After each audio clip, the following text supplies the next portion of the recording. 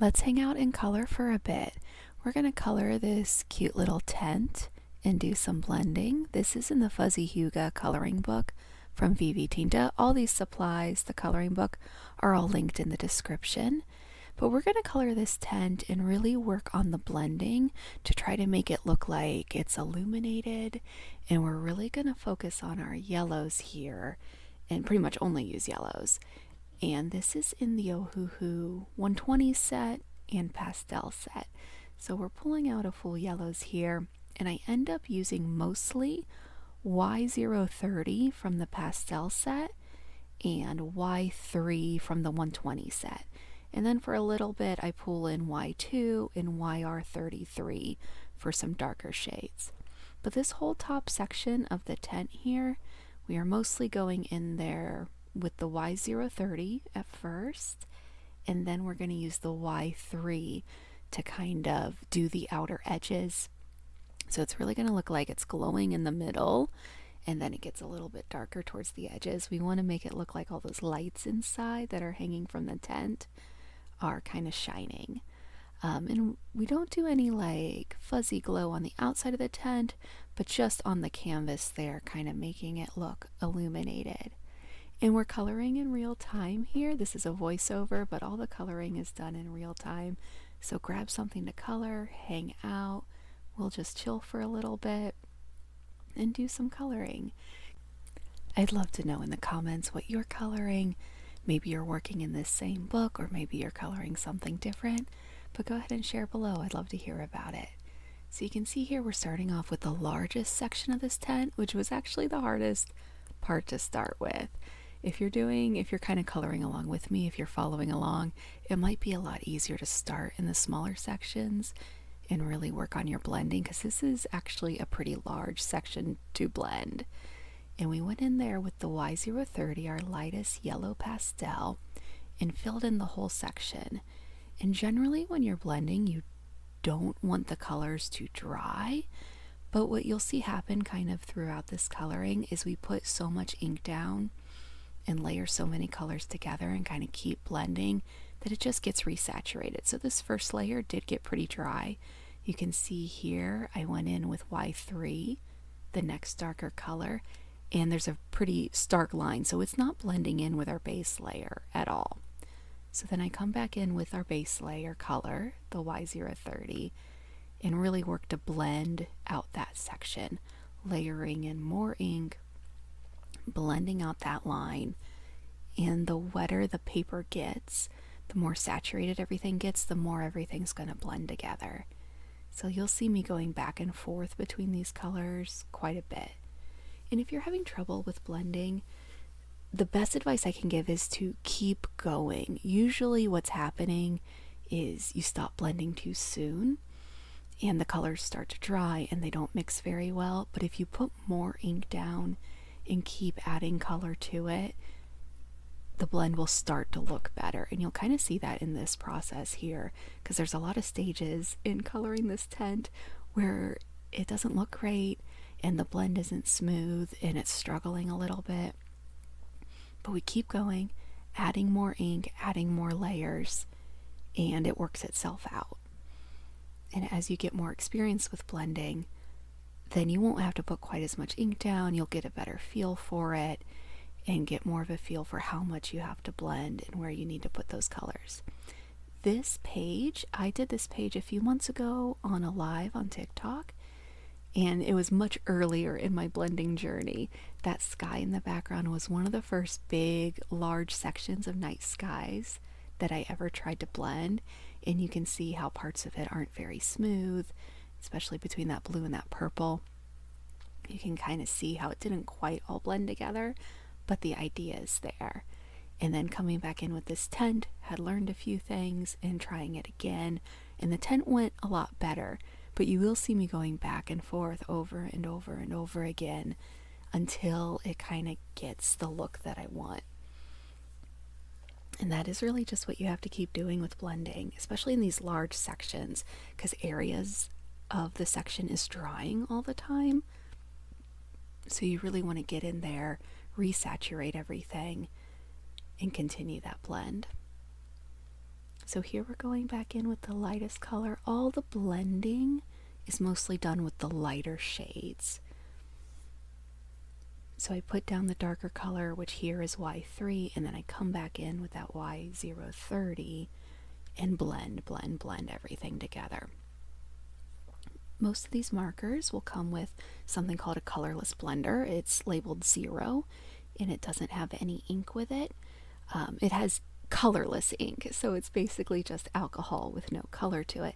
And they call it a blender, but that's kind of a misleading name. It's more of an eraser. It more picks up the color on your page.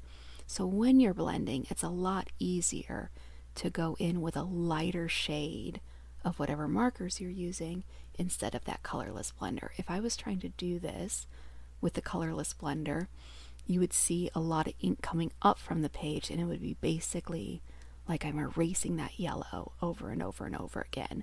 So the blend would never be smooth. It would start getting splotchier, and it wouldn't really work out. But since I'm using that light yellow, I'm still putting some color down.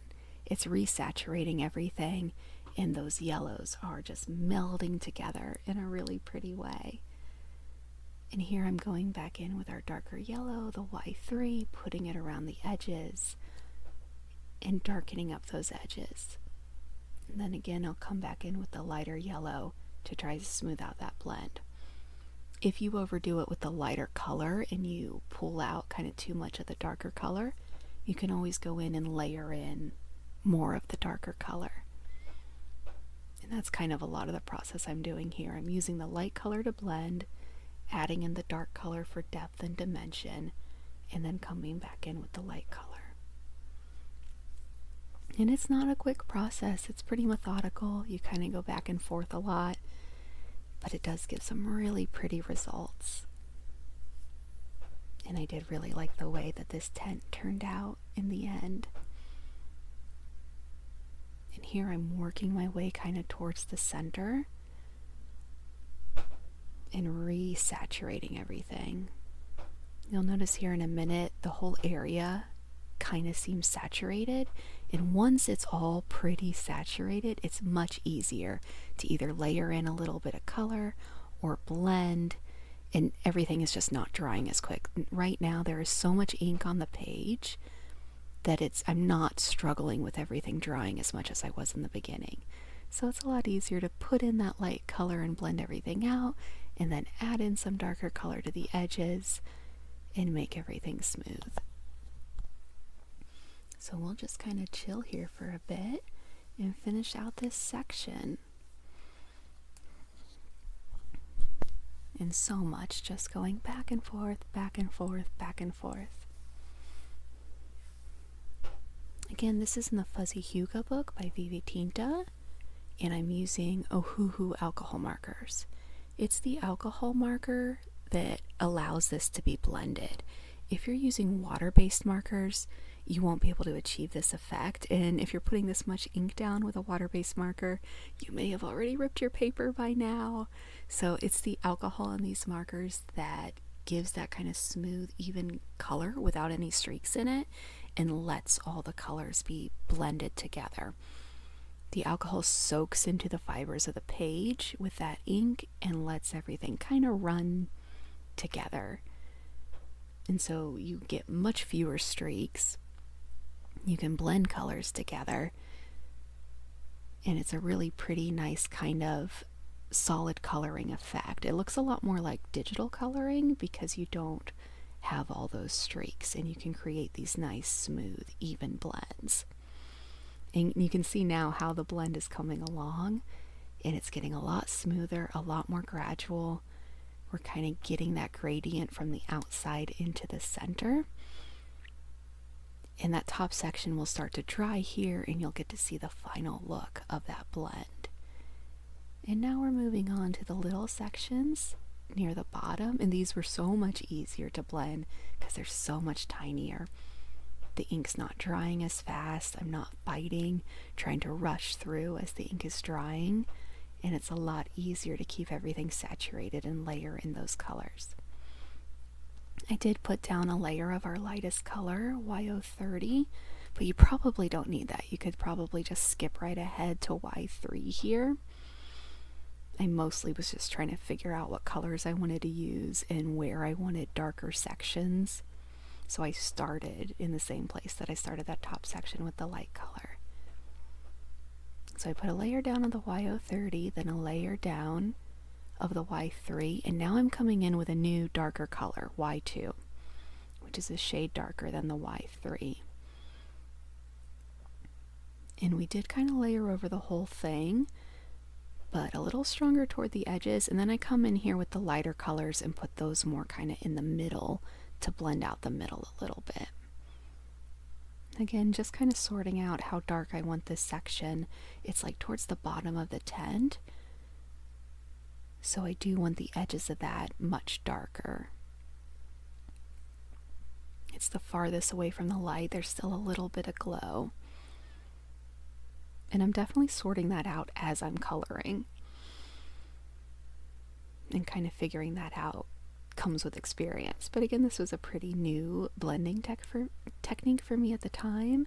So there's a lot of sorting it out as I go. And now I'm coming in with an even darker color, the YR33, which is a nice like golden dandelion yellow. And I'm putting that around the edges. And then we're going to come in with some of our lighter shades and complete that blend. This is with the Y3, which is our second lightest yellow. And we're just blending everything together. And you see it bled over the top of that black line a little bit. We can fix that. And I go in right now with the Y030 and kind of buff out that mistake where the ink bled over the black line.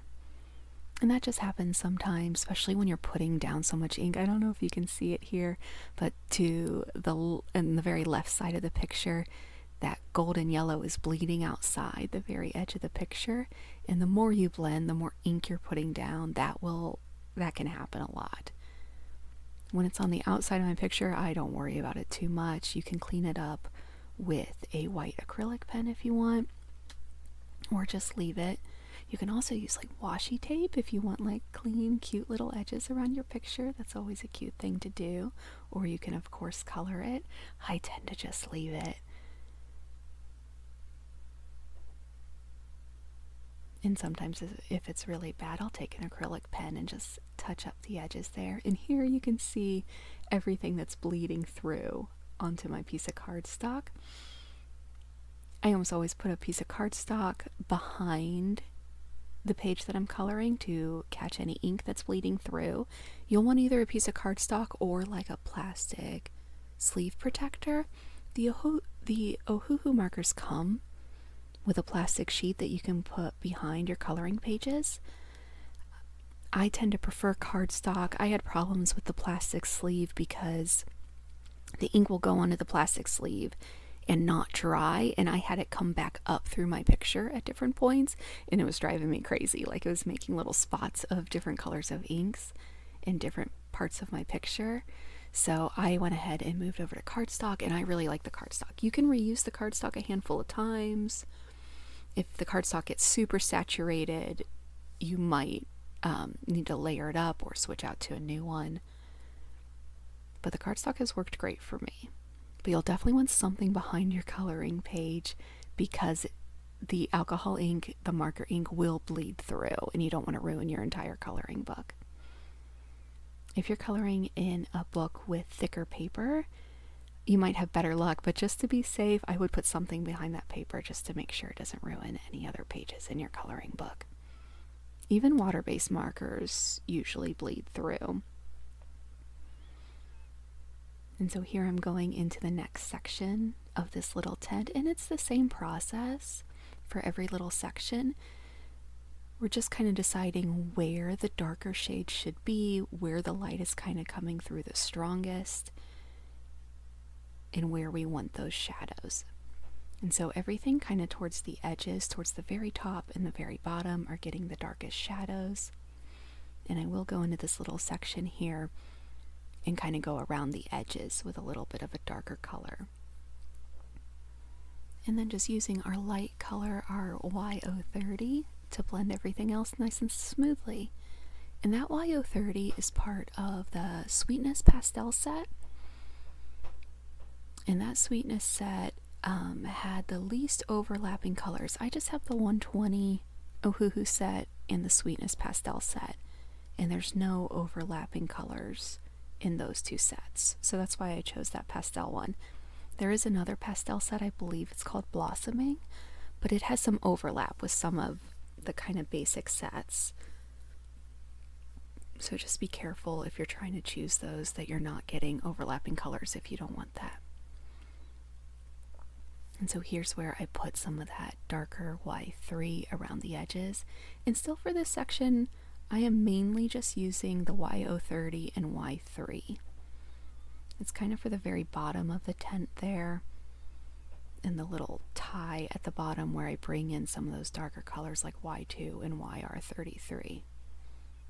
But for most of it, I'm just using those two shades, a light yellow and a medium yellow.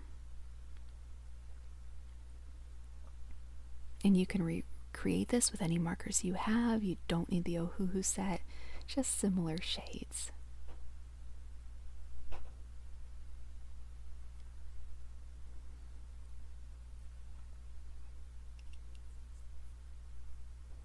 And once there's a lot of ink there and the page is really saturated, you can kind of layer in little wisps of that darker color, and it blends out right away and really nicely.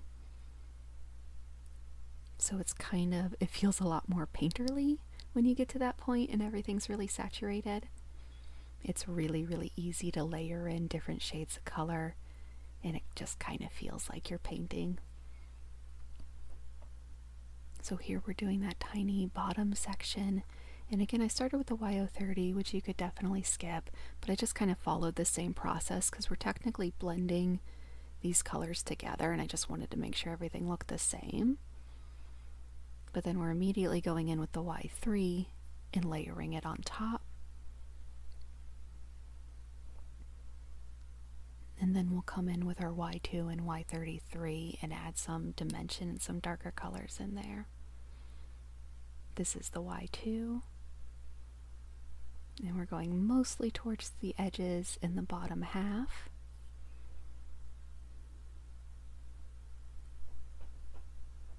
So don't be afraid to just put a lot of ink and a lot of colors down there if you're struggling with blending a little bit.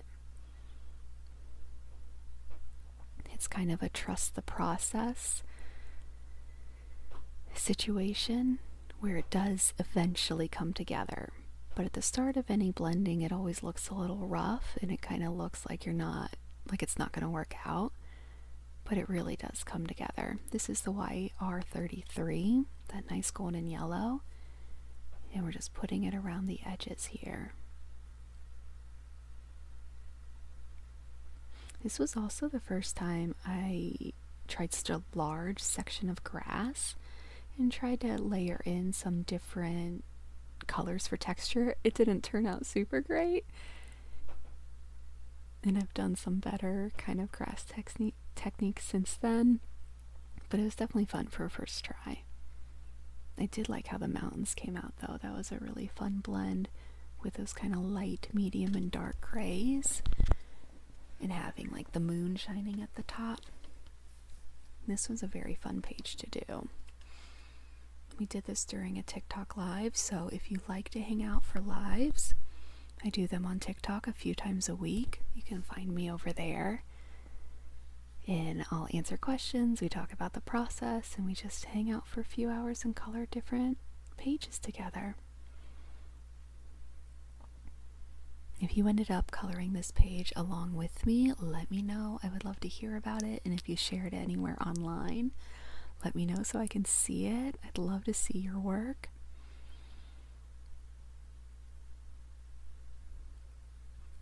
But we're getting to the last few sections of this tent, and it's basically rinse and repeat. And it starts to move a little faster once you kind of have the colors down and how you want it to look.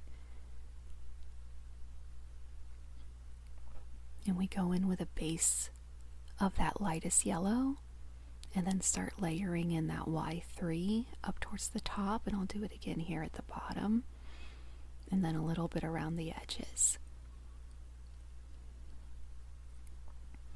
And you see there's a little bit of green from that bush in the background that bled over the line, and it'll be a minute or so here, but I do eventually buff some of that out. Sometimes you can fix that stuff and it's really nice.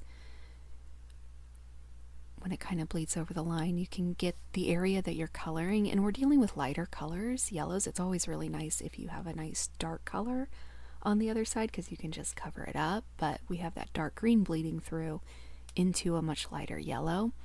But you can take those light yellows and kind of buff it out, like you're basically using those yellows like the colorless blender and using it as an eraser. And I don't think I got it entirely out, but I definitely lessened it a little bit. And probably if I would have kept going, I could have pushed that green all the way out. And sometimes you can kind of see the ink pushing itself back out on the other side of the line. And it's always kind of funny to me. And now we're just going back in with that lightest yellow to try to smooth out the blend here. And it's always tough to match two things together. So a lot of what I'm doing here is trying to match it on the other side so it looks pretty similar, so that the shadows are in the same places, the highlights are in the same places, so everything looks really uniform.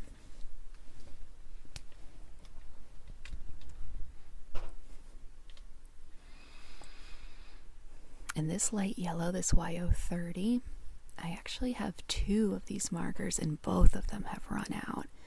It is probably the color I have the hardest time keeping before it runs out. And I can tell on a page like this why, because I use it a lot. I use it a lot for lights and lamps and fires. And here I'm using a ton of it on this page. And I have noticed that the pastel colors run out a little bit faster for me than the darker colors. The darker colors are a lot juicier and seem to have a lot more ink in them, but the lighter colors run out a little bit faster. And I've definitely struggled with that with the very light yellow here. Here's where I'm buffing out that green, and I got it a little bit.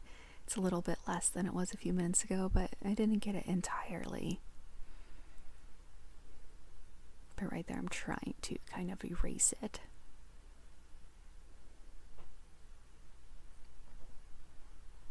And now we're moving on to our last few sections here. We have this bottom kind of tied up little part of the tent, and then we'll have the background of the tent. And we start again with that YO30, come in with our Y3 and give a layer. And then we'll go in with our darker shades, the Y2 and the YR33, to add that depth and dimension and make sure it looks darker towards the bottom of our tent. Using alcohol markers has been such a really fun study in light and color. On a lot of these pages, there's so many different light sources and things you can play with sunsets or fires or lamps, that it's been a really interesting challenge to try to figure out what's happening with the light and how to color that into a scene. And this was one of the first pages I tried that on with kind of a glowing tent.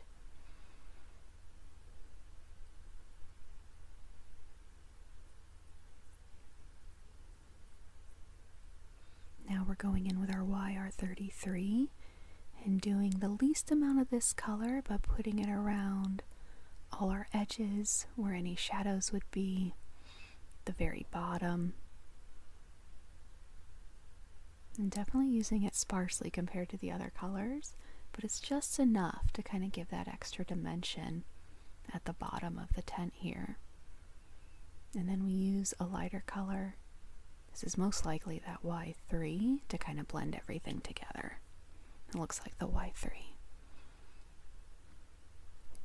And you can see that's bleeding out a little bit beyond the black line too, but it's not a big deal. We're going to color yellow inside of that.